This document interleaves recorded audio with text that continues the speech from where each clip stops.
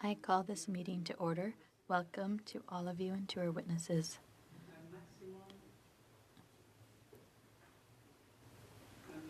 A maximum of 5 minutes will be given for your opening remarks, after which we will have a series of questions. Welcome, Ms. Puyosa, Mr. Smolansky, and Ms. Marin. I invite you to make your opening remarks for a maximum of 5 minutes each. I would like to give the floor to each witness for 5 minutes. Colleagues, one of our witnesses, David Smolansky, will have to leave at 4:20. If you have specific questions for Mr. Smolansky, I invite you to ask them to him in the first 2 rounds of questions. Mr. Smolansky, you have the floor. Vous avez la parole. You have the floor for 5 minutes. You have the floor. Thank you, Chair, and members of the Subcommittee of International Human Rights of the Standing Committee of Foreign Affairs and International Development. Venezuela has reached its breaking point, testing the limits of civility, politics, and diplomacy. On July 28th, the country held a presidential election that both the United Nations and the Carter Center declared that lacked of transparency and integrity. Despite these adversities, Democratic opposition candidate Edmundo González Urrutia won in an historic landslide, defeating Nicolás Maduro by nearly 4 million votes, the largest margin in Venezuelan history. The democratic movement, led by María Corina Machado, who was illegally disqualified by the dictatorship from running for president after winning the opposition's primary a year ago, put on an epic performance during the July 28th election. We organized more than 600,000 people as witnesses and volunteers who collected, preserved, and published the voting records for the world to see. This unprecedented display of civil resistance in the face of authoritarian regimes has inspired many pro-democracy movements around the globe. This effort exposed the extensive fraud orchestrated by the regime's controlled Electoral Council and Supreme Court. We won, and we have proven it. The regime knows it, and the international community knows it as well. If the criminal regime remains in power, further wave of migration and regional instability are inevitable. Neutrality is not an option. It is complicity. The leaders of the regime must face individual sanctions, and the International Criminal Court must move forward, issuing arrest warrant for crimes against humanity. The Venezuelan people have shown immense bravery by overwhelmingly voting for change despite relentless repression. As a call to action, I urge the recognition of Edmundo González as the president-elect of Venezuela. It is essential to implement individual sanctions against those responsible for the election fraud and human rights violation, to shut down the regime torture centers, and to work with partners in the region and beyond to tackle the narcotics activities emanating from Venezuela. If I may, sorry, I have a recent data here that I want to show, that I have a technical problem here that I want to take again. After the 2 months of the election, security forces and non-state armed groups loyal to the regime have killed 27 people and carried out more than 2,000 illegal detentions. Among the detained are at least 107 teenagers and 216 women, with numerous reports of brutal torture. Children have been visually tortured with punches and electric shocks, while women have faced sexual abuse in common jails. The regime security forces have also launched the knock-knock operation, going door to door after thousands of volunteers and leaders of the democratic movement. The Inter-American Commission of Human Rights has stated that the regime is engaging in a state of terrorism, while the UN fact-finding mission has reported that Venezuela has reached unprecedented levels of repression. According to some NGOs and official figures, tens of thousands of Venezuelans have fled the country since July 28th, adding to the 8 million Venezuelans who have already left. The refugee crisis now surpasses the displacement of Syria and Ukraine. Venezuelan humanitarian crisis is the most severe in the Western Hemisphere. According to the World Food Programme, 9.3 million Venezuelans cannot eat 3 times a day, making the largest population in this condition in the region and the 4th largest globally, only compared with countries like Yemen, Afghanistan, and the Democratic Republic of Congo. Meanwhile, according to International Transparency, 21% of Venezuela's economy is driven by illicit activities, such as drug trafficking, mining, and human trafficking. The regime's survival has been made possible by the support of Cuba, Russia, China, and Iran. Cuba has provided critical expertise in repression. Russia has supplied military backing. China has provided technology for social control, and Iran has assisted in evading sanctions and bolstering counterintelligence operations.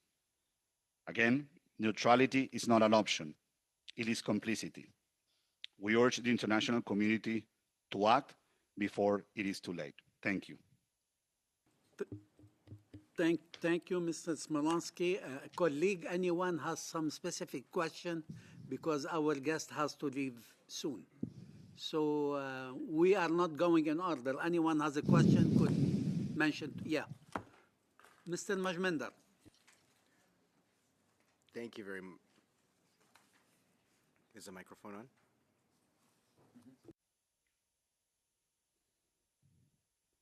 Yeah.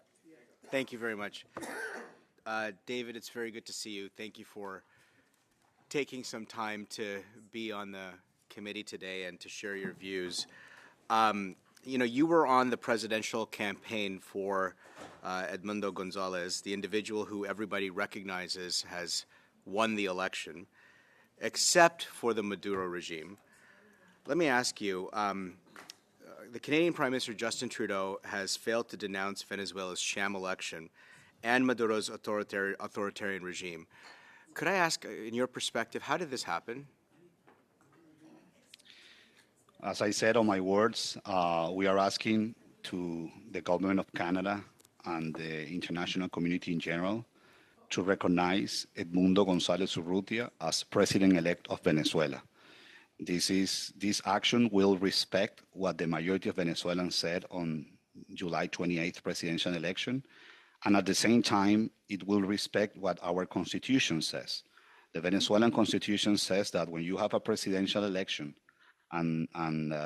with different candidates participating, the candidate with most of the votes becomes a president-elect.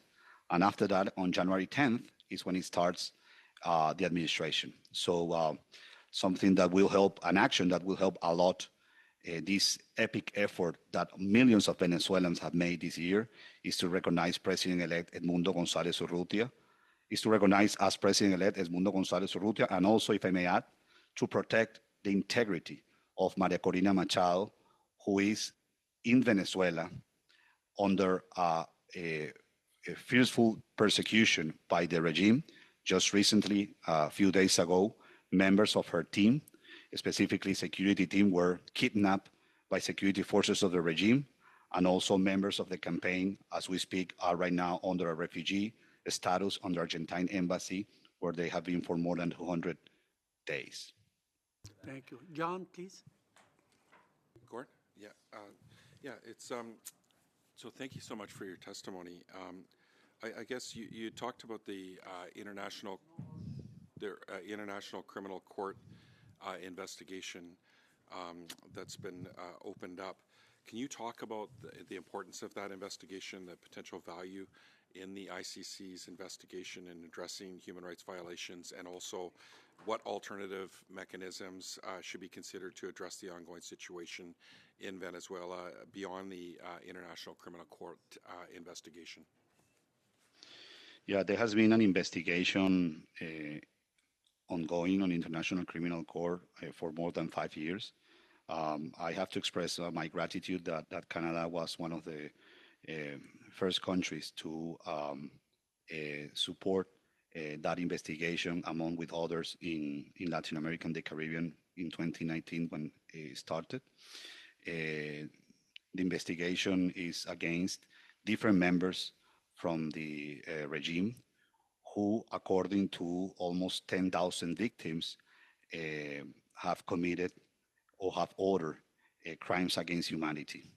The different type of crimes are descriptable.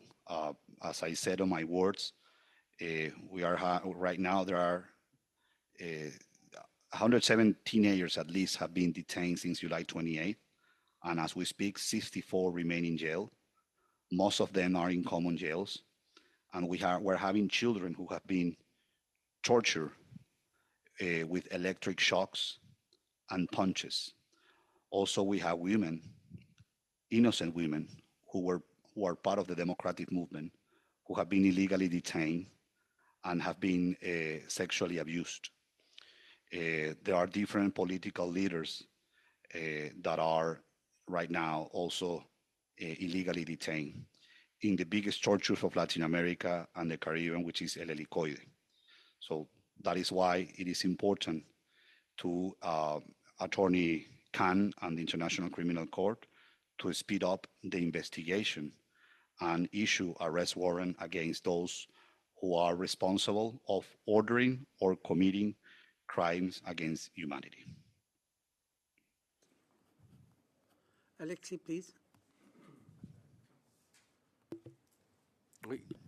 Est-ce que vous m'entendez? Can you hear me? Yes? Okay. Is interpretation working for Mr. Smolansky? Buenas. Muchas gracias. Thank you very much for joining us, Mr. Smolansky. I'm pleased to meet you. I will be speaking in French. Mr. Smolansky, I think the world is watching attentively what is happening in Venezuela. Perhaps the world is watching, but political pressure from the international community might not be enough.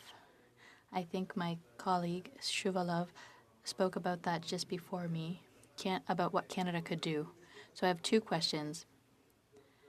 First, how can Canada act through sanctions against regime leaders? Is this something that you are calling for? Is this something that is possible for Canada to do? And second, could you give us an overview of the scope of corruption currently happening in Venezuela with the judicial system, among others? When we talk about judges, how much is corruption omnipresent with judges and their importance at the political level? Thank you, Mr. Smolansky. Thank you so much for your questions. Muchas gracias por la. Thank you very much for the questions. Regarding the first question, yes, as I said it on my remarks, it is important that Canada implement individual sanctions against those who are responsible in Venezuela or committing crimes against humanity, on violating human rights, on being involved on drug trafficking, illegal mining, human trafficking, and also who are responsible of corruption and money laundering. Venezuela, according to international transparency, is one of the most corrupt countries across the world. As I also said on my remarks, at least 21% of the economy today in Venezuela are run by illicit activities, which is really striking when you consider that Venezuela is the country with the largest oil proven reserve in the world. which I have to say, Venezuela is not producing oil not because of the sanctions, because of corruption. So your question is very accurate. Venezuela used to produce 3.2 million oil barrels a day when Chavez came to power 25 years ago. And when sanctions were implemented 5 years ago, Venezuela was already producing only 1 million oil barrels a day. So the oil company was already in shatters. And by the way, those sanctions were lifted a year ago with the compromise from the regime to recognize the results on the presidential elections, and you see what is going on. They have not recognized yet, even though we have proven that we won. According to different scholars, it is estimated that in Venezuela, at least during these 25 years, at least 300 billion with B of Bolivar, $300 billion have been robbed during these 25 years. And obviously that scheme of corruption has involved important members of the judicial system, judges, and someone who has a very important role now, who is the General Attorney, Tarek William Saab, who is the one that is also ordering the illegal detentions on daily basis. And if I may add, sorry if it's taking longer, this answer. We need to understand that corruption in Venezuela is not as you might see in other parts, because now it is run a lot on the illicit activities. So I would like to, in this case, be aware on the drug trafficking that is coming from Venezuela, which a lot of the cocaine that is produced in Colombia, Bolivia, and Peru goes through Venezuela and end in the Caribbean or Europe. And this situation, the illicit activities, the violation of human rights, the crimes against humanity, the brutal persecution against the population has created the largest migration and refugee crisis in the world right now. 8 million people have fled Venezuela, which is more than people who have fled Ukraine and people who have fled Syria. Thank you. Thank you. I would like just to mention, exceed 10 minutes our esteemed witness. So I don't know, I am in either to stop or to continue. It's up to the committee, really. Continue? Any I have time to continue, Chair. Moi, Monsieur le Président, Mr. Chair, I think we should continue with Mr. Smolansky without wanting to take time away from the other witnesses. There will be 2 of them for the remaining hour, and Mr. Smolansky has considerable experience when it comes to Venezuela. You didn't, okay, you, sorry. Pam, please, I thought. Thank you, Chair. Thank you for being with us today. I want to just correct something my Conservative colleague said, that the PM didn't say anything about the election. Minister Joly put out a statement on September 9th condemning what was happening in Venezuela, so I just want to get that on the record. You and your family have lived with persecution in Venezuela now for generations. I appreciate you coming, and I appreciate the work that you've been doing for your home country. It's really quite horrible, and Canadians aren't paying attention to what's happening in Venezuela, which is also an issue. So appreciate you being here to shine a spotlight on it. I was in Costa Rica this summer and went to a migrant shelter, and all of the families that I met there were from Venezuela, who had traveled through the Darien Gap, many of them losing loved ones as they came through there, but they had left because of the absolutely horrific conditions that existed in Venezuela. I wonder if you could talk a little bit more about the migrant crisis and what Canada can do in terms of what's happening to assist people who are being forced to leave Venezuela. Thank you so much, distinguished member of the subcommittee, for your words and for your question. Well, I had the opportunity to, before being in this role, to work at the Organization of American States for 5 years to address the Venezuelan migration and refugee crisis, and I had the opportunity to visit more than 11 countries across the region, including Canada. That was between 2018 and 2023.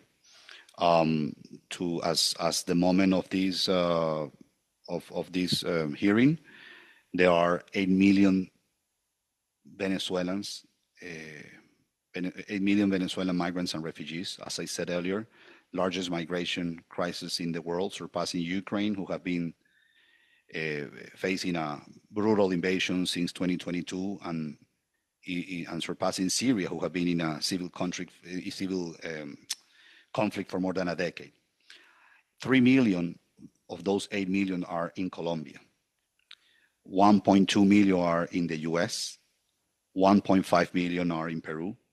And approximately 500,000 are in Brazil, Chile, and Ecuador. So 500,000 Venezuelans in each of those countries. But that goes beyond. We have 220,000 Venezuelans in Argentina, 150,000 Venezuelans in Mexico, 120,000 Venezuelans in Panama, more than 120,000 in Dominican Republic, approximately 50,000 Venezuelans in Trinidad and Tobago, which are they already like approximately 4% of the population, and also approximately 30,000 Venezuelans in the ABC island, Aruba, Bonaire, and Curacao. One of my main concerns, if Maduro prevails by force, more people are going to flee. There are some organizations that are predicting that this migration outflow could jump from 8 million to 10 million by 2025. Last year was the year that most Venezuelans crossed the Darien Gap, 350,000 Venezuelans, which, by the way, some of them ended in Canada after even crossing the United States. It is important to understand that the only solution to stop Venezuelans fleeing their own country is to restore democracy and freedom in Venezuela. People are not fleeing because for other reasons. The only reason that people are fleeing the country is because they're facing a brutal dictatorship. People are fleeing because of human rights violations, lack of electricity, lack of water, hyperinflation, shortages of food, shortages of medicine, and also crime. I would respectfully ask to the members of this subcommittee to implement the efforts that you are able to protect and integrate Venezuelan migrants and refugees that are in Canada, and to not deport them. When Venezuelans are deported to their own country, they face severe harassment and also threats once they get to Venezuela. So I respectfully ask to this subcommittee to promote policies to protect and integrate Venezuelans, migrants that arrive to Canada. They are not leaving the country because they want. We have fled the country because we didn't have any other option. Thank you. Mr. Majumdar, please, you after. David, thank you for describing the scale of what we're dealing with. 8 million displaced, 300 billion stolen by the socialist thugs of Maduro. I have tremendous Venezuelan neighbors in southwest Calgary who have been anxious about their own families, about the technologies that Maduro has been using to control the people through cell phone apps and access to information and censorship. You know, I think of Ottawa as a place that could be a capital in the world that has courage when it comes to these issues. But I can't see, to my Liberal colleague's point earlier, I don't think Ottawa has shown up as a voice for courage or a voice for moral leadership when it comes to the people of Venezuela and standing alongside them, especially when our American partners through their clear perspectives of our values in the region, their clear security interests for our own continent, are out of sync with what Ottawa is putting out. Let me come to the kind of deplorable dictatorship Venezuela is dealing with. To your knowledge, what kind of partnership does this deplorable, despotic, socialist thug regime have with other ones, for example, Iran or Russia or Cuba? Thank you very much for the question, distinguished member of this subcommittee. I would say that Venezuela or Maduro's regime has 4 strong allies at this moment. I would say that it could be more, but the 4 that are the main pillar to keep them in power. One is Cuba, which has been there from day one, 25 years that we have had thousands of Cubans in Venezuela that have served as intel and counter-intel agents. And there are bilateral agreements between Cuba and Venezuela. And something very powerful is that the fact-finding mission of the United Nations released a report, if I'm not wrong, it was a year ago, 2 years ago, that said, according to victims, that Cuban agents advise and participate in tortures in Venezuela. The presence of Cuban agents have been felt after July 28th, where this knock-knock operation, in Spanish, tun-tun operation, which is basically having security force agents of the security forces knocking your door and looking after you. Some of the people that have been illegally detained are victims of neighbors that have told that those have participated on the democratic movement. The same methodology that Fidel Castro invented in Cuba with the Comité de Defensa de la Revolución, the CDR, Revolutionary Defense Committee. So hundreds of Venezuela have been illegally detained since July 28th through that methodology. I have to add that Diosdado Cabello, which is individually sanctioned not only in the US, but also in Canada and the European Union for drug trafficking and using money from drug trafficking to finance terrorist activities with the ELN and the FARC dissidents. He has been appointed as the so-called Minister of Justice and Peace.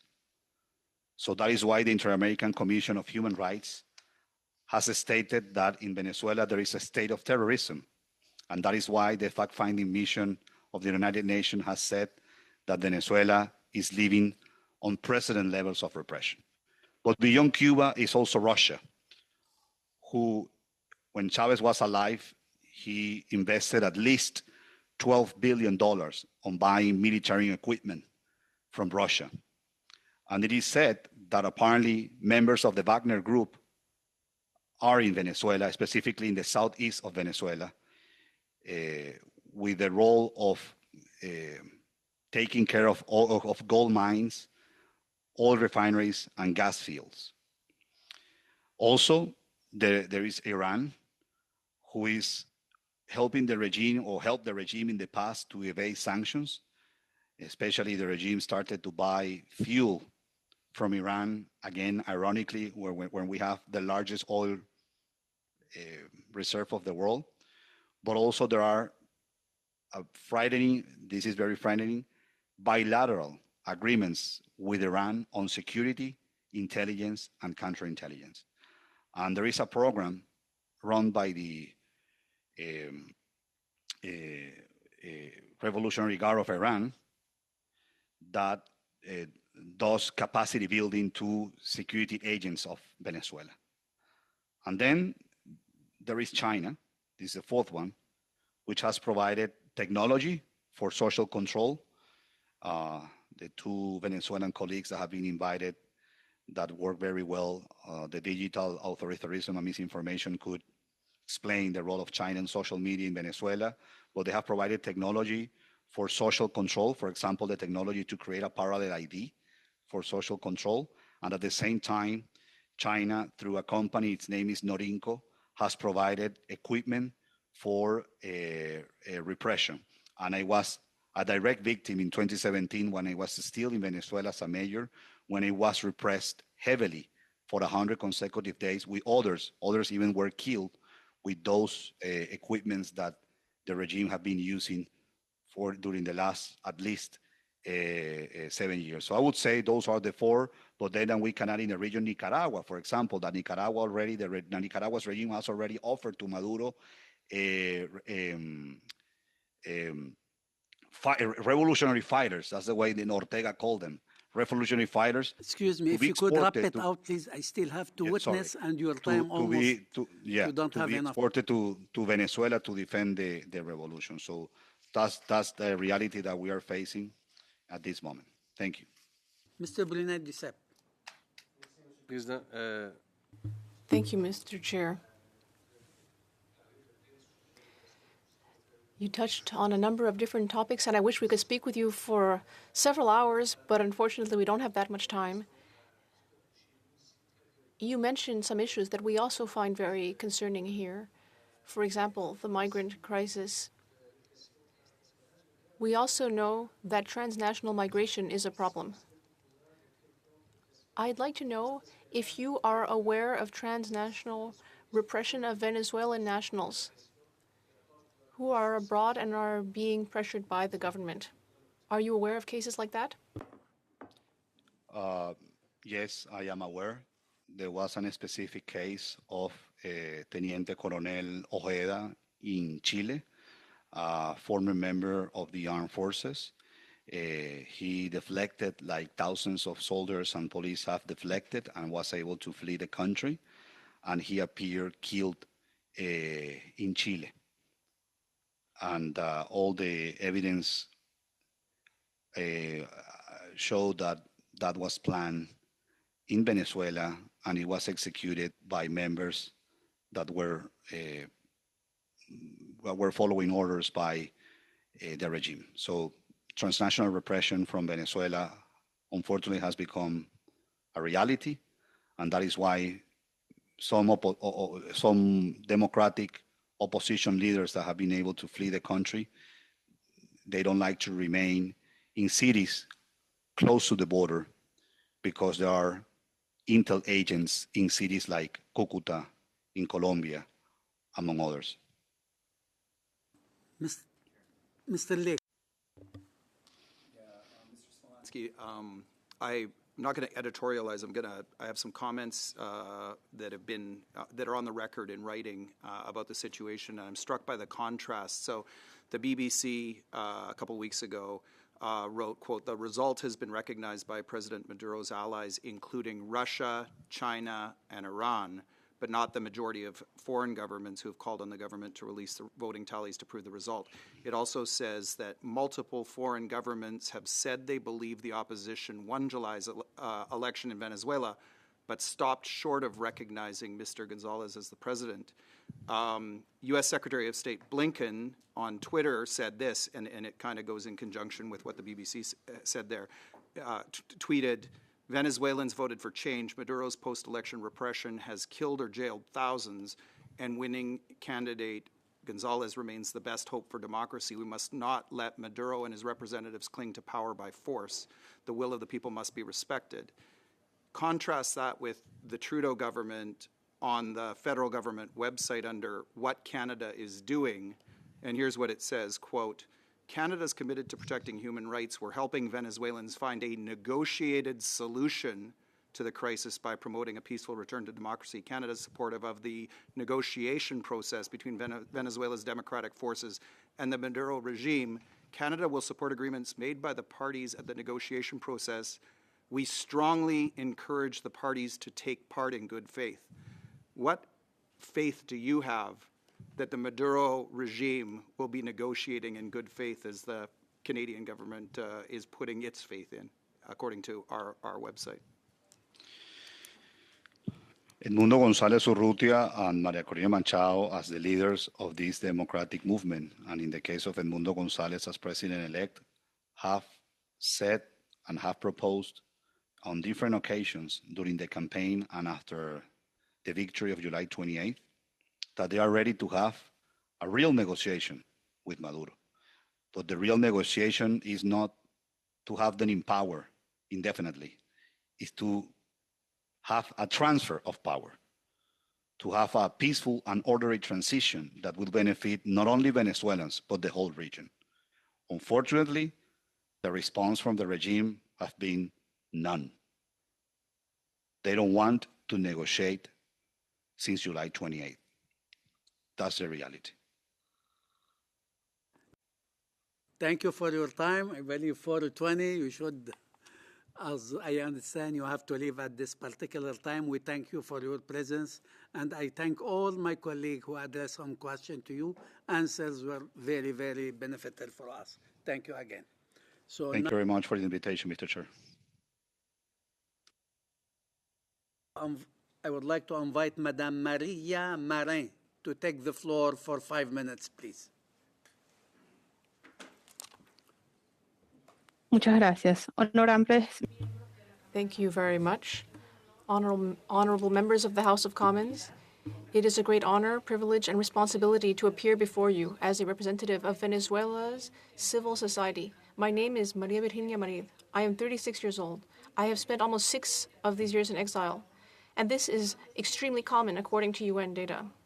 There are at least 7 million people who, like me, have been forced to leave their country because of the economic and social crisis, political persecution, a lack of opportunities, and total disrespect for human rights. Over the last 2 decades, the government's hegemony over the communication ecosystem has drastically reduced access to information, with at least 408 media outlets that have closed since 2003.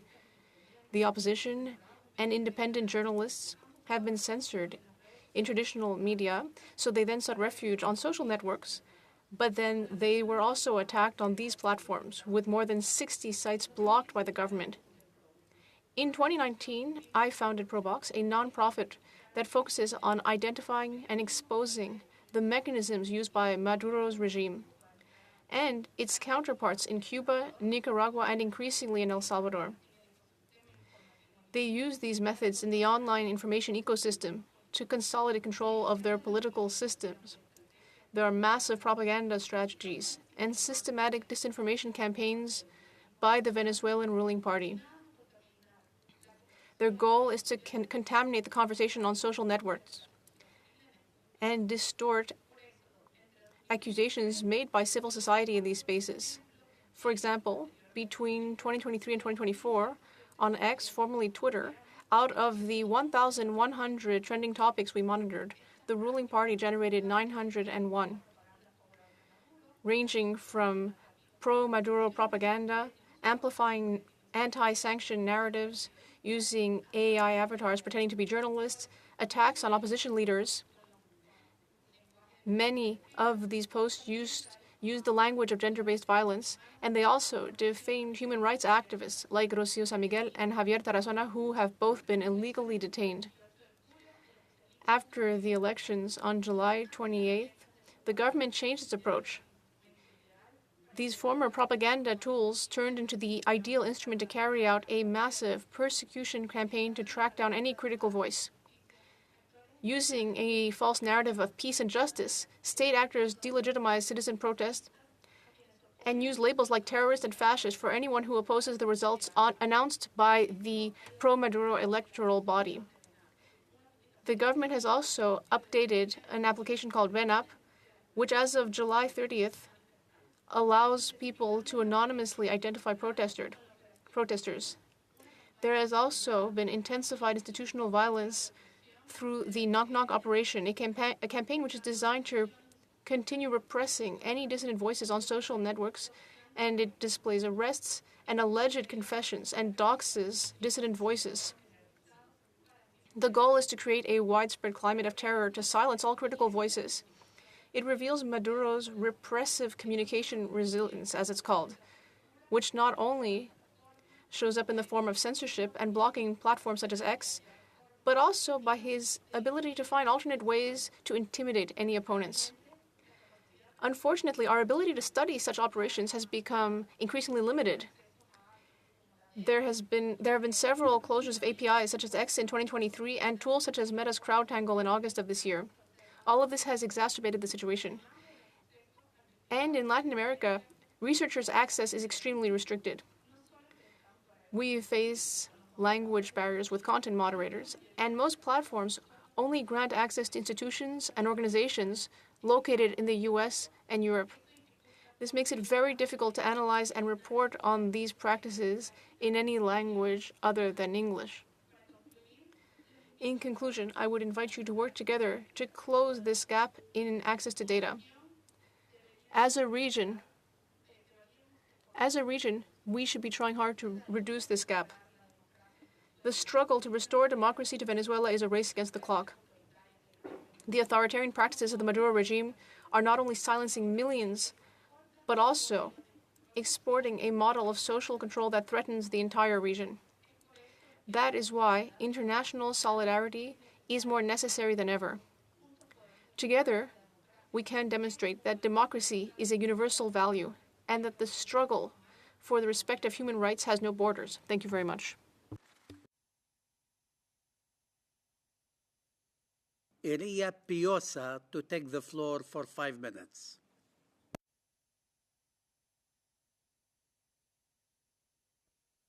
Honorable members of the Subcommittee on International Rights, Human Rights of the Standing Committee of Foreign Affairs and International Development of Canada House of Commons. I'm an honor to appear here today to give testimony on the Maduro regime's systematic use of digital repression tools for political persecution in Venezuela. These tools are part of a calculated strategy to silence dissent, instill fear, and maintain an iron grip on power. My testimony will highlight key tactics employed by the regime, drawing on my reason on this matter over the last decade. The scale of surveillance in Venezuela is deeply concerning. The Venezuelan government has built a sophisticated apparatus for monitoring and controlling its citizens' digital lives. At the heart of that system lies the Homeland System, or the Patria System. These systems allows the regime to collect massive amounts of personal data with or without consent to track citizens' consumptions, habits, political affiliations, and even family relations. The Maduro regime has shown blatant disregard for the privacy of citizens' communications. Evidence suggests widespread interception of phone calls, text messages, and internet traffic. A report by Telefonica, for example, indicates that over 20% of its user base had their communications intercepted in the behest of the security agencies of Venezuela regime in 2001 alone. As you know, Telefonica is a Spaniard company. We suspect the wiretapping lines are likely higher in Venezuelan companies, particularly in the case of the state-owned company CanTV, who provides service for more than a half of the Venezuelan population. While had not been definitely proven, we suspect sophisticated spyware is highly likely to be in place, given the detailed information about private conversations the pro-government figures are revealing in numerous occasions on broadcast television and in public events. A vast network of video cameras are deployed across the major cities of the country, adding to the embassy surveillance network and their regime services.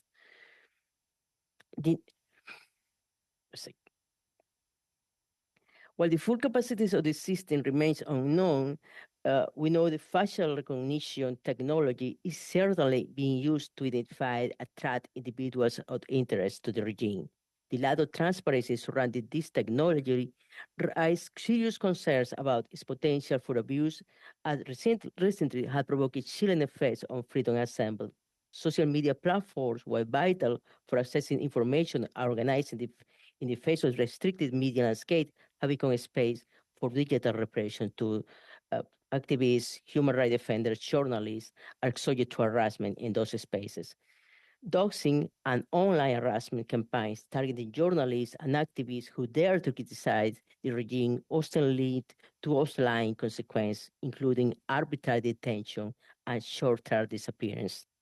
Authorities use tools like the Stay on Net messaging app, PEN app, and social media monitoring to identify and track dissidents. The information obtained by illegitimate monitoring is used often to intimidate, harass, and even detain individuals. Doxing or revealing personal information online is also used against activists and journalists.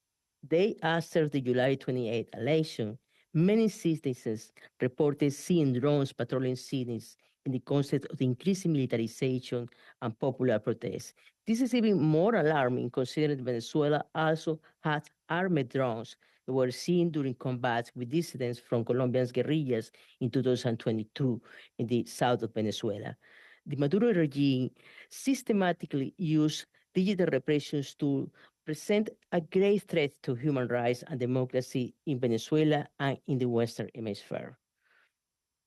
The international community must stand in solidarity with the Venezuelan people and take concrete actions to condemn the regime's digital repression tactics, to sanction entities involved in deploying these digital repression tools, to support organizations promoting digital rights and freedom of expression in Venezuela, and to assist Venezuela seeking refuge from persecution. Let's remember the fight for democracy and human rights in Venezuela is linked inextricably to the battle for democracy and human rights across the Western hemispheres. Thank you.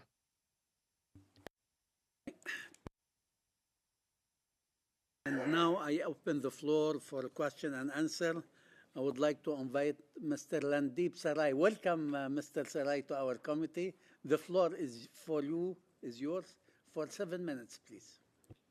Thank you, Chair. Is it on? It's on. That's on. I'm not a normal member of this, but I'm very fascinated with this very challenging situation that Venezuelans are facing. And the normal member on this, Anita, has asked me to ask you this question to Iria Puyosa. How is Venezuela about how the Venezuelan government is using digital repression of protesters and how to prevent this from expanding into other parts of the world? I understand they're using many tools and techniques to suppress people's voices, also in some ways actually encourage people to rat them out or report them if they're supporting anybody except for the current governing authoritarian regime. What are those, and how can the world learn from that and make sure it doesn't happen in other parts of the world?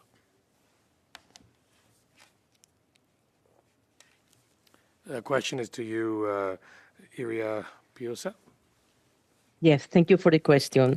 As I introduced in my opening statement, the Maduro regime has been using a series of digital repression tools, including tools for monitoring communications of the citizens in social media communications, but also private communications, phone communications, messenger app communications, internet navigation.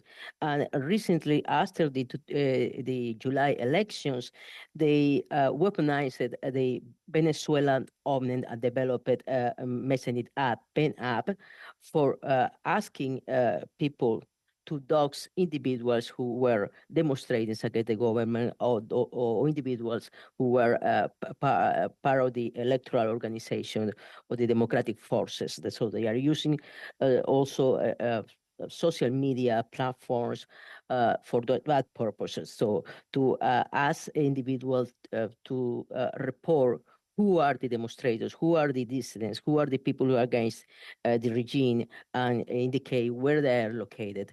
And that information is used by the regime security forces to arbitrarily detain these individuals that had them imprisoned without any due process.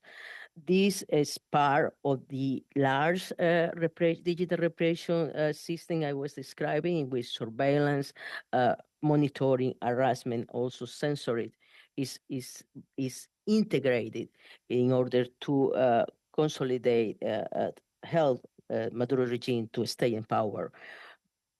And of course, we had the success they had having in the use of digital repression is obviously an example, a bad example for other authoritarian regimes around the world.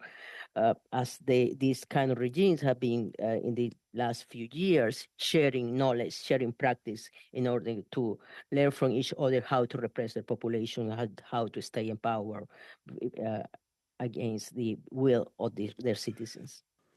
How many arrests do you know have been made and who has been targeted as a result of the reports that this app, Ven app, has instigated? Like, do you know how many people have been arrested or detained as a result of people reporting them in through this app? It would be hard to point out exact number. We know in the days following the elections, while protests were popular protests were in development, and they deployed these tools for repression.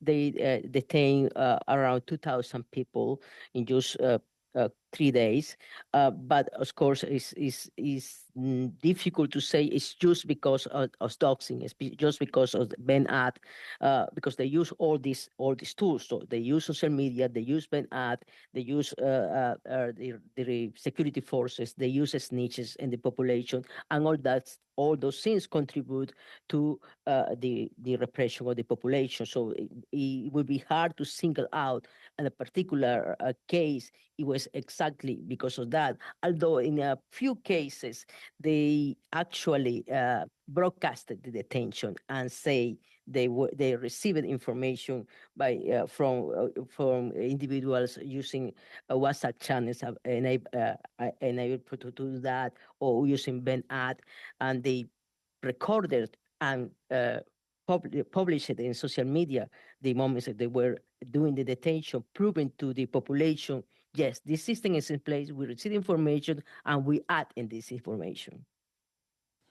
And how do you think any particular groups are more vulnerable to this, like say reporters or activists or any minority groups? Are they more vulnerable to snitching through the app or any other digital apparatus?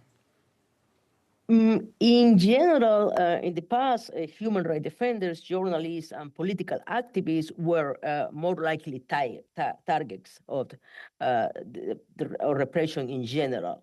But after the elections, most of the individuals who were detained were a very different profile. They were youth from low-income neighborhood who were just demonstrating, and in some cases, they actually were in their houses and they were detained. We suspect some of the cases are being people who have been targeted because somebody in the neighborhood went to earn points with the boxes in the party. So now is less a specific target and a more general population, particularly young people. Most a significant number of the detainees have been very young people, even teenagers or minors. So it's not that specific to a specific profile like it was before. Now it's more general population.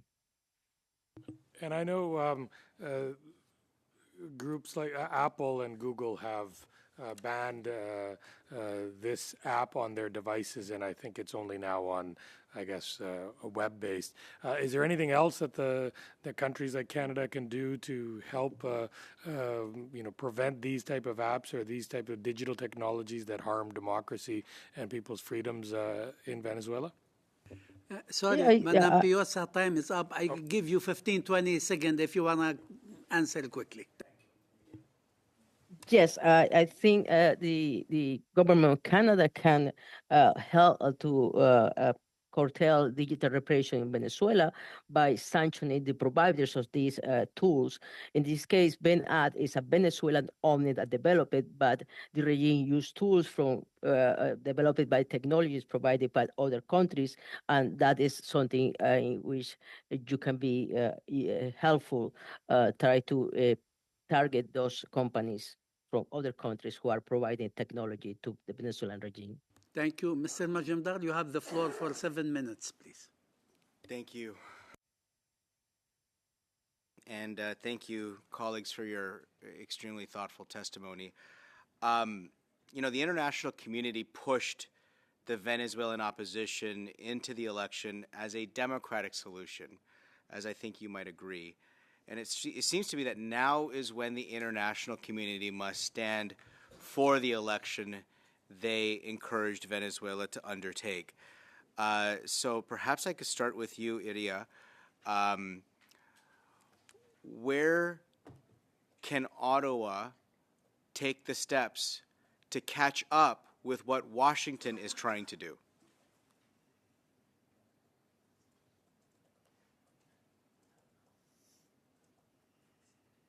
I think. Like I said at the end of my opening remarks,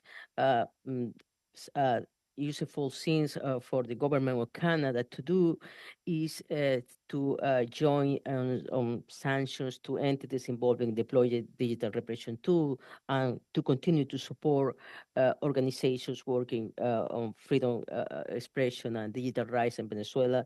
I think that is something we will continue to appreciate. And as David Smolanski mentioned at the beginning, the continued support for the human rights abuse and crimes against humanity investigations in the context of Venezuela are issues in which Canada can continue to contribute. Of course, at the moment, the Venezuelan people are expecting support from Canada and from other democratic countries around the world to make sure the will of the people expressed in the elections is respected, and President-elect Edmundo Gonzalez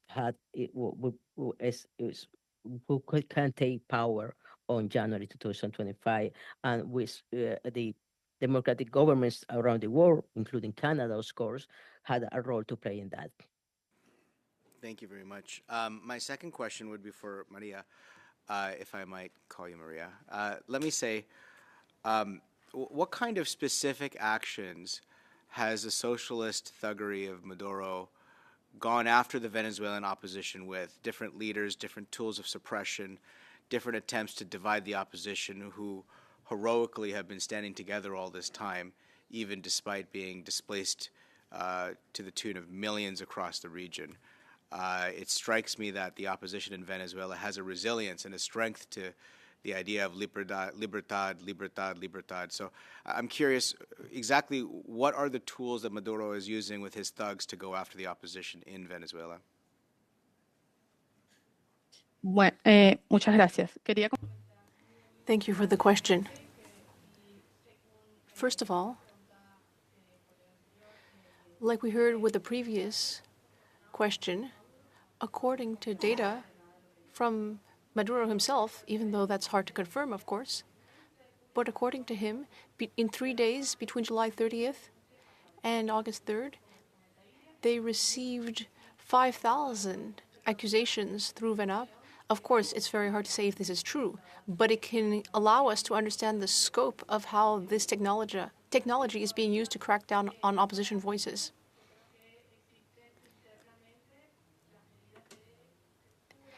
Internally, we're seeing that there are so many measures that are being used to oversee, to monitor, to crack down on opponents.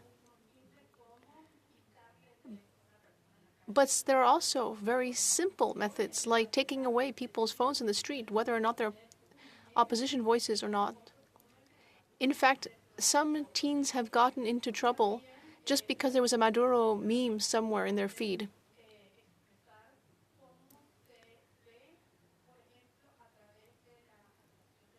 And we know that people have had their passports canceled, thousands of people outside Venezuela, which means that they cannot go back into the country.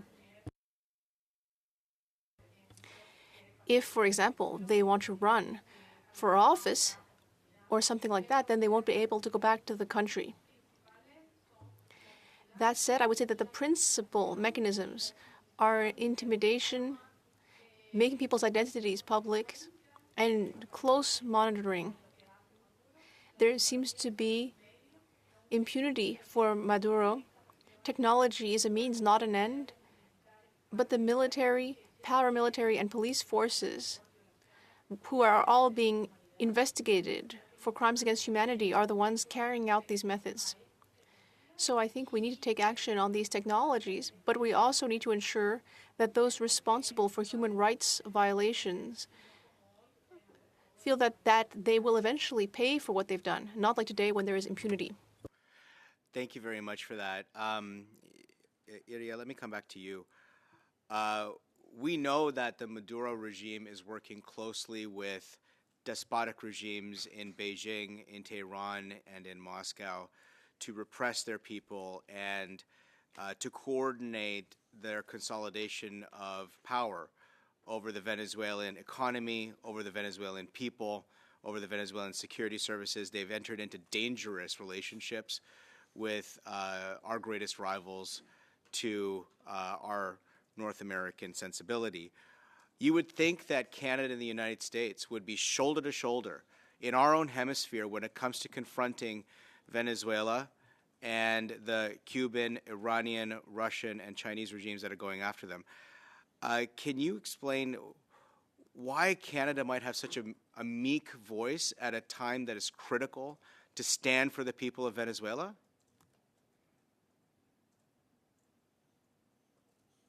Well, yes, these regimes, authoritarian regime, work together. They share knowledge, they share tools, and they support each other. And we see that clearly in the context of Venezuela. And we believe the democratic governments, is my assessment, they are shy and responding to the autocratic regimes rising all over the world.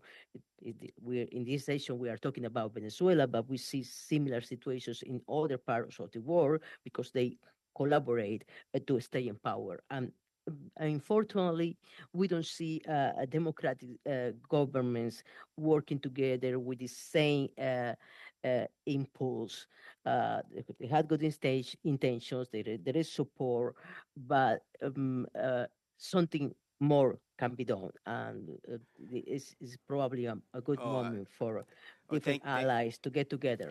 Thank you for that. I mean, here we have the Biden administration trying to show some strength when it comes to Venezuela, and the Trudeau government is nowhere to be seen. Occasional statements, platitudes, but no serious measures, no serious investment or commitment of sanctions, of support to Venezuelan civil society, of recognition of the opposition. It's a total betrayal of our relationship with America and with the people of Venezuela.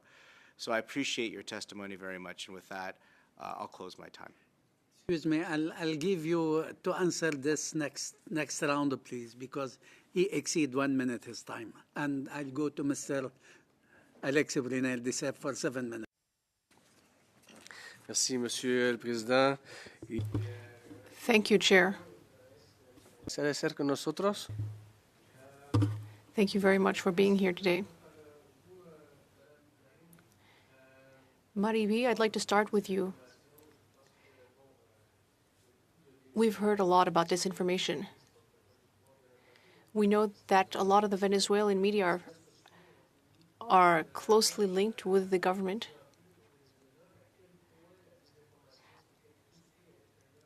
On social media in Venezuela, to what extent is disinformation present on social media? La lógica de The Maduro regime's logic on social media means that we can't believe anything we see on social media. Traditional media have been completely co-opted, and now this online strategy minimizes any presence by independent media, civil society, human rights defenders, and so on. And so because of the way the truth is twisted,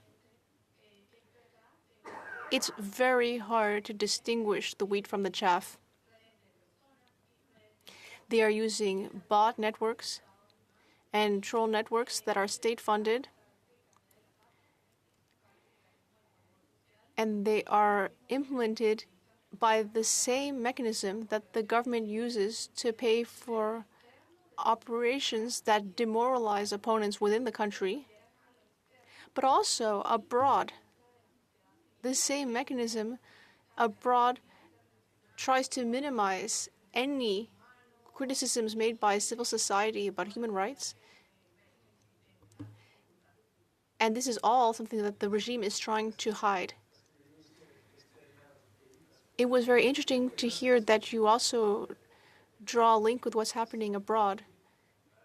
Now, we know that this is an area where you are an expert. That's why you were invited today. We know that social media are being used not only for disinformation, but also to carry out transnational repression. Does social media have a role to play in transnational repression?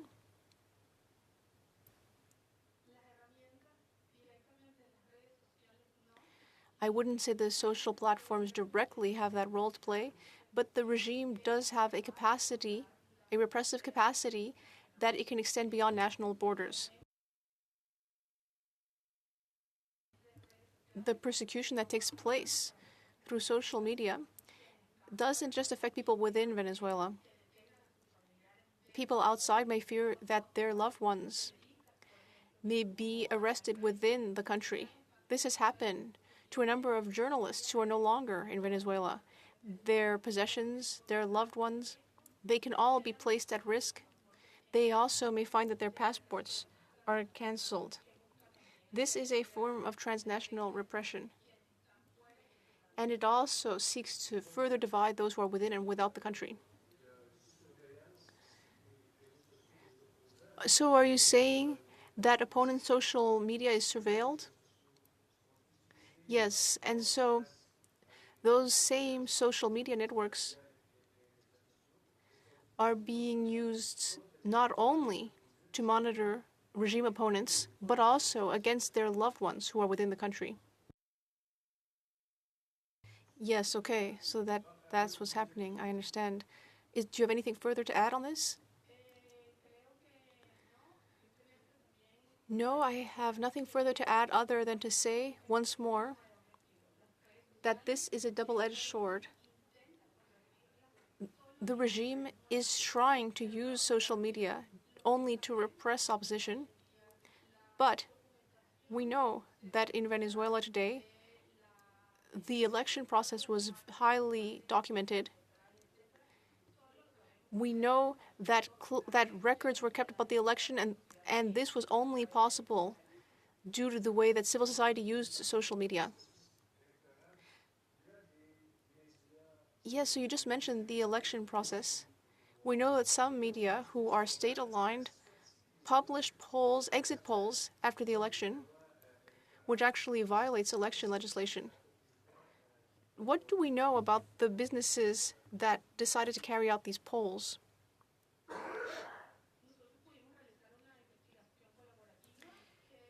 We collaborated on an investigation with several other organizations, which showed that many of these polls before the election did not meet basic levels of transparency. In many cases, the owners of these businesses had financial relationships with state actors, and they were not meeting basic methodological standards. But in that way, they were hoping to influence people and to demoralize people in advance of the elections, to prevent them from voting, but it didn't work. Then on the day of the election, a so-called exit poll was set up by a business that actually didn't really exist. It was entirely false, and this was one of the many disinformation tactics used by the regime to confuse people and to play on their emotions in order to discourage people and make them afraid. and in order to try to prevent them from making the details of the election results public. Although in the end, that was nonetheless made public, despite the attempts to quiet the information. They were trying to confuse and upset people even before the election. So very quickly, and this is a question for both witnesses, we know about the case of Freddy Superlano. I believe you know his case. A coordinator for Voluntad Popular. He was arrested in July by Maduro government agents. We don't know exactly what organization, what agency arrested him and where he is now. We don't know anything about him. Do you have any details about this case? Particularmente, no. I don't have specific information about where Superlano is. We can guess that he may be in one of the location used by Venezuelan intelligence, like the Helicoide. But the state of repression in the country has escalated so quickly that the regime doesn't even have enough space left to hold the people that they've arrested. So I don't know specifically where Superlano is. Merci. Ms. Joe, you have the floor for 5 minutes, please. I'm going to go to Ms. 7 minutes, thank you. Okay. I'm going to go to Ms. Puyosa. The U.S. Justice Department right now is investigating a Russian Kremlin-owned company for spreading disinformation using bots. Do you believe that this is this company, this Kremlin-owned company, is connected to the type of, I would call it, the bots and the psychological warfare that is happening to Venezuelans when it comes to using X or the other platforms that on social media? The techniques are similar.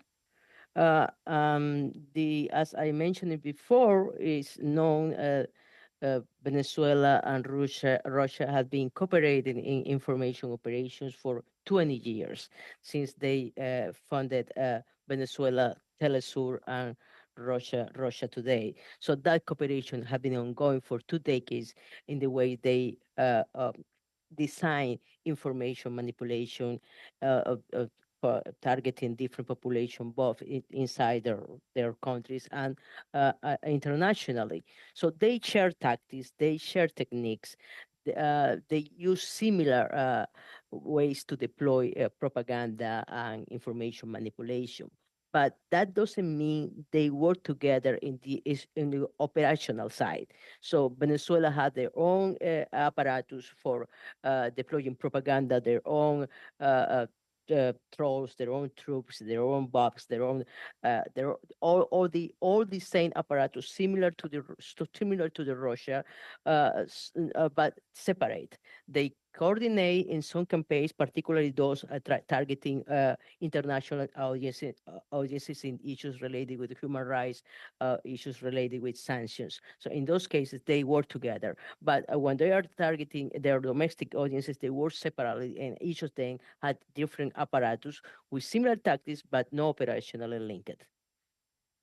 Accountability would you like to see the international community play when it comes to the social media platforms and how they're held to account, but of course balancing, ensuring that freedom is happening? And I guess what are Venezuelans using to get the right information, get accurate information, and where do Venezuelans access independent media today? Maybe I'll start with you, Ms. Puyosa, and I'll give you Ms. Marin a chance to follow up. Yes, after more than a decade of intense government-sponsored disinformation and propaganda in social media, and also the companion of censorship of independent media outlets, Venezuela had learned to circumvent censorship. So Venezuela who are interested in following the news and being politically active made a lot of effort to access information. So Venezuelans have been learning how to use VPNs, have been learning how to use different communications tools to share news, using social media platform. We have been talking about how the regime weaponized social media platforms to repress and to control and to surveil citizens. But citizens has also had learned how to use those same platforms, those things to share information, to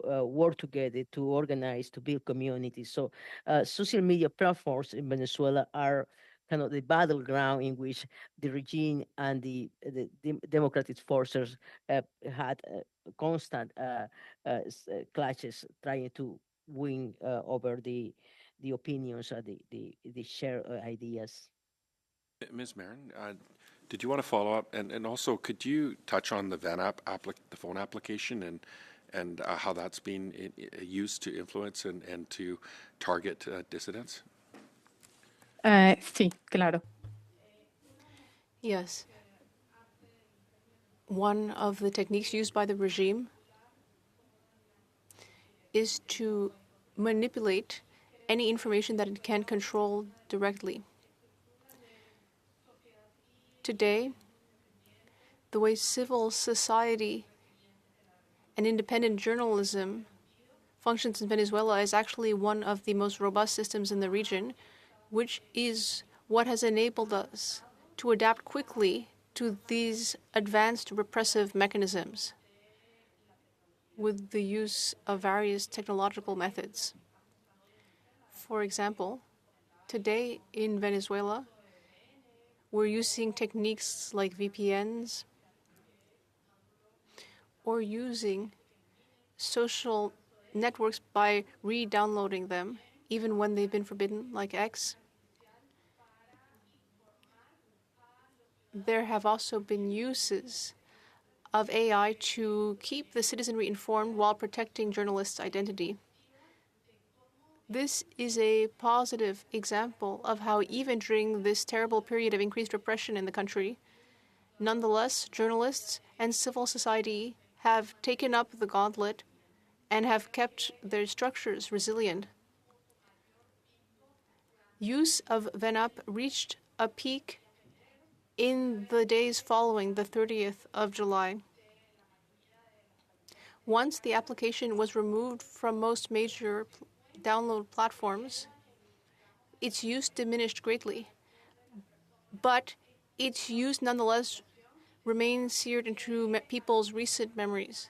There is a great deal of fear that someone you know, that's one of your neighbors, might have seen, for example, a WhatsApp status, and that might be enough so-called evidence for the regime to call you a terrorist, a fascist, or even arrest you. Time to have, Mr. Chair? Half a minute. Okay. Maybe Ms. Piosa, I'll give you 30 seconds to just follow up on that, on the VENAP. Yeah, the ban ad application, one of they developed this ad as a sort of super app. In some way, is similar to WeChat. In the sense that the ad had channels for messaging between individuals, but also had features for a marketplace for people to share and buy business. So that helped them to get people to use the ad, so to prepare the user base, but by the moment what they needed for their political aims. One of the most dangerous things for me is the ability to geolocate reports, and that is what they have been utilizing in this case. So they created a new feature for the individuals, the user of the app, to geolocate their reports. So they since the coordinates of the place in which the person they are pointing out as a dissident is located. So that is a very dangerous use on a social media platform, and of course it violates data privacy, and it put in real danger the user. So it's one of the probably more recent developments that are highly sophisticated, and is part of that the kit they had for instilling fear in the population. Madame Pamov, you have the floor for 5 minutes, please. Thank you. Thank you, Chair. I just want to say I'm really disappointed, and he's not here to hear me say this, but Mr. Majumber has used this meeting to rage farm on Twitter with misinformation. He's smiling about it. You know, and somehow thinks that's funny. He's posted, why does Justin Trudeau recognize a defeated thug dictator over the Venezuelan people's choice? And just to make sure that misinformation doesn't stay out there, we have not recognized the defeated thug dictator. In fact, Minister Joly issued a statement. She also issued a second statement with the United States and 30 other countries that unequivocally condemns the ongoing and escalating repression in Venezuela by the Maduro regime, particularly in the aftermath of the elections. And we've also condemned the use of the repressive tactics by Venezuelan authorities. I'm disappointed that we wouldn't be using this meeting to collectively recognize the human rights violations that are happening in Venezuela and together come up with solutions. Well, first of all, Ms. Damov made mention of my absence. I want to make sure I'm right here. And second, I think we've been hearing a lot of testimony. That's from not a point our of order, witnesses. Chair. Excuse me. We've been hearing a lot of testimony from our witnesses, and I'd It's not a point of order. request the member to It's focus not a on point of order. not Does not wasting go- their time. It's not but a point it of does order. not go with the sense of point of order. I'm sorry. Madame Damov.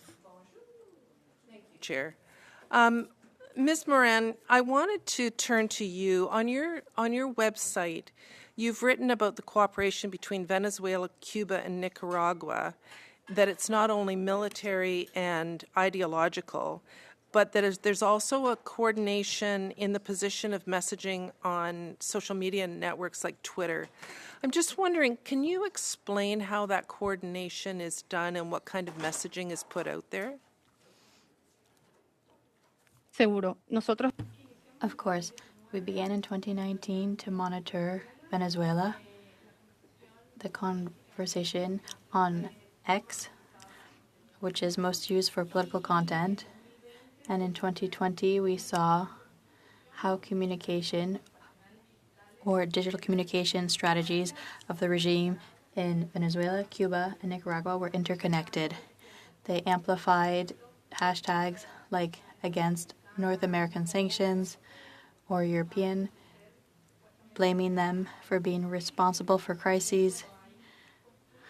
And when there are conflicts in the region or elections, the communication is coordinated to amplify common messages for them.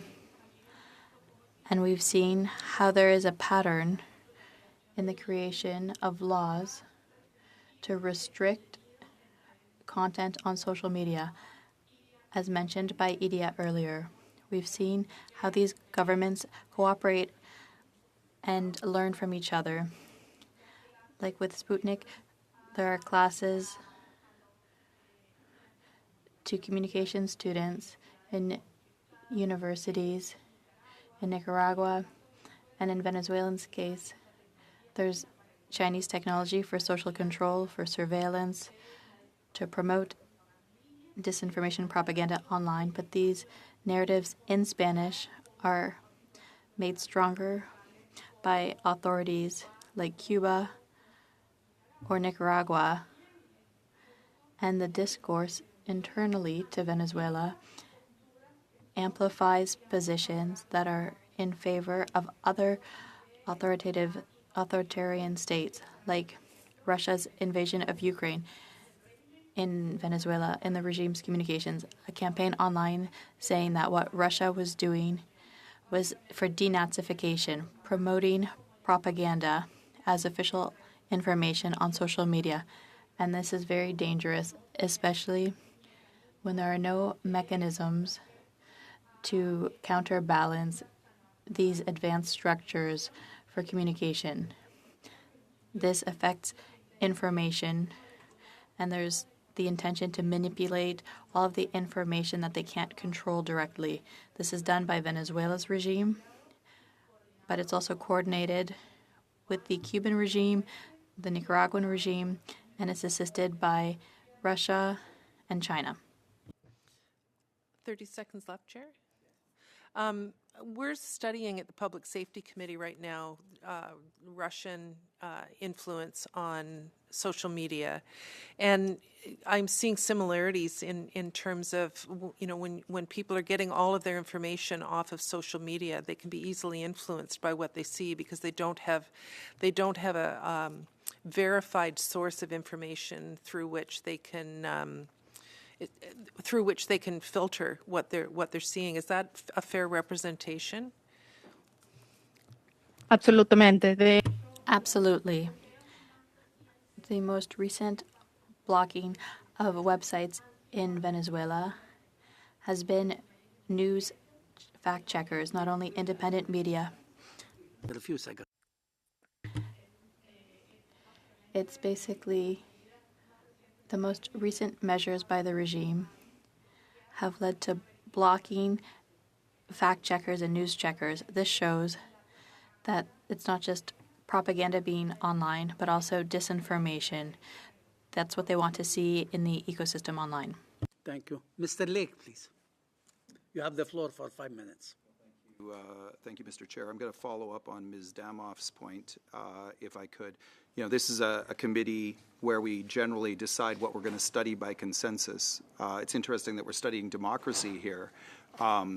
Agreeing what we're going to study does not mean that we have to take exactly the same position that the Trudeau government is taking. In fact, our position on this is very different, and it's very clear.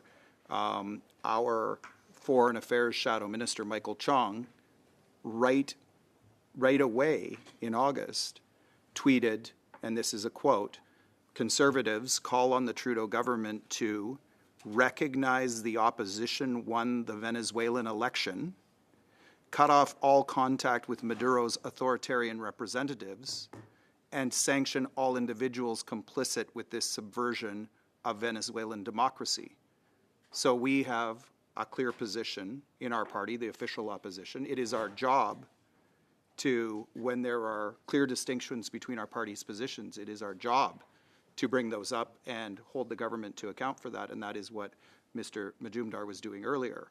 In contrast, what the Canadian government has said, they have said basically that the Maduro government is bad on the website, but then they've gone on in the leading off the section that says what Canada is doing about it. They have not said that they recognize the opposition won the Venezuelan election. In fact, what they've said is that we have to, quote, find a negotiated solution to the crisis. They've said that Canada is supportive of the negotiation process, and they've said, quote, "We strongly encourage the parties to take part in good faith," as though the parties are equal in this situation. The parties are not equal in this situation. The Maduro regime is a partner. Their allies are Russia and Iran and China. It's very clear. That's what the quote I read from the BBC earlier. And we've said as a party that Canada should recognize the opposition, that the opposition won the Venezuelan election. I just want your thoughts on the importance of that in this conversation.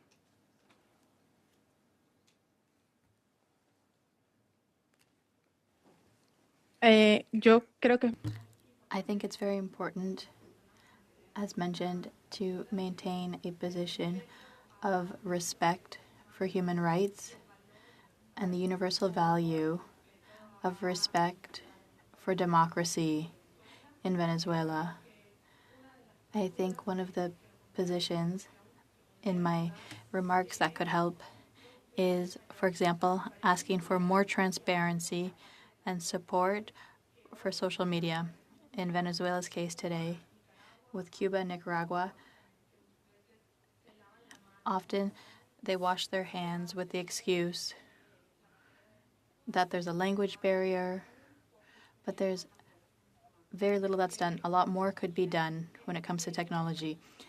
This is a means, and these platforms, as a government, you could help us reduce the gap in access to information. I think that would be one of the first measures that we could attempt to promote in this space. As a region, I think access for researchers is very limited by these platforms. They only allow organizations, nonprofits in the United States or in Europe, and it makes it much more complicated for researchers who don't speak English or who are outside of that European or American ecosystem. It's much more difficult for us to document these actions. That's one of the measures that could be taken that everybody could agree on, would be to ask for more support and transparency from platforms, social media platforms. On that issue of social media, to what extent is the word getting out to the Venezuelan people in Venezuela that the opposition won the election? To what extent is that message being subverted? Creo que es bastante I think it's pretty consistent. Venezuelans haven't stopped informing themselves despite all of the repression, despite all of the measures. We've continued looking for information through family members outside of Venezuela who become a bridge with access to information. And I think this will continue along with the work from civil society and journalists despite all of the limitations. These efforts are continue to be made to document what has happened in Venezuela. Point of order, Mr. Chair. I just wanted to circle back on some evidence that had been suggested from colleagues around the table. I'd like to invite my colleague, MP Damov, to table the official statement from the Government of Canada that recognizes the opposition victory and... It's not a point of order. Confirming to me. Madame Damov, go ahead, please. Yes, please. Point of order? Yes. We would give unanimous consent for that to be tabled. So, if the government wants. It's not a point of order. If Mr. Lake wants to ask for it in his questions, Chair, but that's not a point of order from Yes, Mr. please. Majumder. So, sorry, Mr. Lake, you said you gave unanimous consent? If the Liberal members want to give unanimous consent to a statement from the committee that encourages the government to table that document that Mr. Majumdar was referring to, I would like to have the we would answer give of Liberal unanimous consent to members. that. Point d'ordre, Monsieur le Président. Point of order, Mr. Chair. Point of order? It's a real point of order. My point of order is the following. The three last point of orders were not valid. I would ask the clerk's advice on this and the chair. So now this is debate. And out of respect for the witnesses, well, we can discuss later. I didn't accept it, but Mr. Lake. And others gave their consent to be the way he asked the question, if they agree with him. Yes? No? Okay. No unanimous consent, sorry. Few seconds, please. I'm sorry, Chair? Still have few seconds. No, it wasn't me. It was sorry, him. few seconds, you. Sorry. I'm good now. You're good? I don't think I could get what I want to say. Mr. Alex Brunel-Duceppe, you have the floor. Vous avez... You have the floor for 5 minutes, please. Thank you, Mr. Chair. I'm sorry to the witnesses that they had to witness what happened, but I won't be partisan here for the last 5 minutes I have. You spoke earlier about international pressure, international actions that could help the cause of the Venezuelan people currently. In November 2021, the International Criminal Court opened an inquiry into the situation in Venezuela. Amnesty International has declared that the events following the presidential election of July of this year, 2024, would fit with the scope of the International Criminal Court. So what would the value be to you of the investigation by the International Criminal Court to fight human rights abuses in Venezuela. Ma question s'adresse. My question is for both witnesses. You can go one after the other. For the people of Venezuela, for more than 30 millions of Venezuela, the case for human rights violations and crimes against humanity for the International Criminal Court is extraordinarily important. It's important for the dignity of the people of Venezuela. It's important for human rights, not only for Venezuelans, but for everybody who is victim of abuse or repressed authoritarian governments in the world. We are grateful to all the countries who were supporting this investigation, those who opened or request the opening of the investigation, and those who have been supporting the investigation all the way. The Venezuelan activists, political activists, human rights activists, digital rights activists, researchers, and all the community working on these issues is really hopeful the International Criminal Court will advance in this case and set a precedent of giving a fair assessment of what happened in Venezuela, and the people in the command chain who are responsible for the massive human rights violation in the country will get to be prosecuted for those.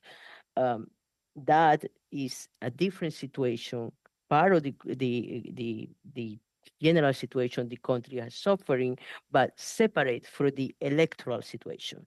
So those two things can continue the course in different levels and different moments. So the criminal case, the ICP case, had some procedures, and we want to respect that. But the electoral situation is urgent. So the elections were won in July, and the new president had to take office on January, and that is a different, more political issue, different than the human rights issue, although they are related. Non, tout à fait. Non, Yes, I understand that. Perhaps I expressed myself poorly. What Amnesty International was saying that regarding the investigation that's open with the International Criminal Court, the events following the election, the presidential election of 2024, could be integrated into the current investigation by the International Criminal Court on human rights abuses. So it's really the events following the human rights violations. So that could be added to the case open since 2021. That was the idea. Pour vous interrompre. I didn't want to interrupt you, but it was just to specify. Perhaps Ms. Marin. It's true that there are similar patterns of violations. There are similar patterns of arbitrary detentions, similar patterns of short-term disappearance. And in that sense, the repression after the elections can be integrated to that. I'm not sure whether the criminal court will do that, but there are similar patterns. You're right on that. Y para agregar To add to what Iria was saying, I think there's a public registry of the violations of human rights that's very clear at this stage. The implementation of technology to basically persecute dissidents, not only political dissidents, but also to broaden persecution to vulnerable groups like women, indigenous people, minors, etc. Justement, And we've talked 10 seconds. Oh, 10 seconds. Well, I don't have enough time, but I'd like to say thank you very much to you, to the witnesses, and I hope that the future will be better. Thank you. Thank you, Alex. Tu hablas español a la perfección. Más o menos. Bueno. J'invite Madame Bonita Zamir. I would like to invite Bonita Zarillo to take the floor, please. 5 minutes. Thank you. Thank you so much, Mr. Chair. And I just wanted to follow up on the introduction that we just heard about women and vulnerable populations. So I'd ask Witness Marin first around the literacy rates for women versus men in Venezuela, also the labor force participation. I understand there are some differences there, and I'm interested to think how the lack of access to digital information and the lack of communication over digital channels would affect women differently than men just based on their labor force participation. Sí, nosotros, Prior to the primary elections, we carried out a study in Venezuela. We showed that these female candidates received 60% more attacks, gender-based attacks. In fact, most of the attacks that opposition politicians receive, female opposition politicians in Venezuela receive, most of these attacks have more to do with their gender than their political positions. This tells us a lot about how far behind we are in the debate on protecting human rights, when today people are being attacked on the basis of their gender, or when we consider that out of people detained in Venezuela, and in fact out of people who are participating in the protests in Venezuela, the majority are women. And this is often because women continue to resist when men have had to go into exile or to work. Because many men have gone, for example, to Colombia to support their families in Venezuela. But these women are currently ensuring that they continue to carry family burdens while the men are absent.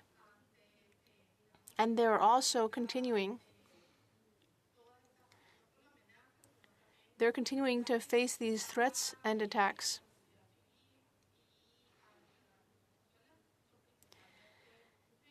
Again, it's mainly women, youth. That's another aspect. Something that's very innovative about all this is that youth are getting once more involved in politics in Venezuela after being disconnected for some time. Other vulnerable groups, like indigenous Venezuelans, because right now repression is not only occurring in the capital. We know more about what's happening in the capital, but what's happening in the interior is much worse. Not to mention border regions where military and paramilitary control and repression are much greater. I don't know if that entirely answers your question. Thank you so much. Well, it makes me think about another question, which is really how does the digital oppression or that oppression that happens digitally, or those attacks that happen digitally, whether it's on social media for gender-based violence, if it manifests in the street, is it more dangerous for women, girls to go to work, to go to school, to be out on the street? Is it more dangerous for youth to be out on the streets going to work? I'm wondering how that's manifesting on the ground. creo que nos hace quizás un poco. Well, it may be making us more vulnerable in areas like privacy and access to information and our devices. But in addition, the consequences for women of arbitrary detention, they are more likely to be sexually assaulted by the repressive organizations. And unfortunately, this is something that affects women more than men, although that doesn't mean that men have not also been victims of sexual violence, which is also deeply concerning. However, the proportion of sexual assaults that affect women is higher.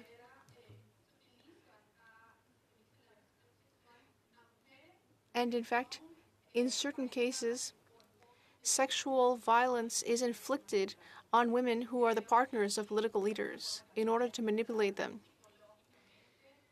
It's a way to psychologically manipulate these women's partners. We also saw that with daughters of certain figures who may also have been assaulted or harassed, with the goal being to force people who are being detained to give confessions. I think time's almost over. I thank you. I thank our witnesses for the good time being in. the way they answer, give good answer for the committee question. And I thank my colleague, thank the translator, the staff, every one of you, the clerk, the analyst. And I believe time is over. May I have a motion in order to adjourn? Motion on the floor. Thank you. Meeting is adjourned.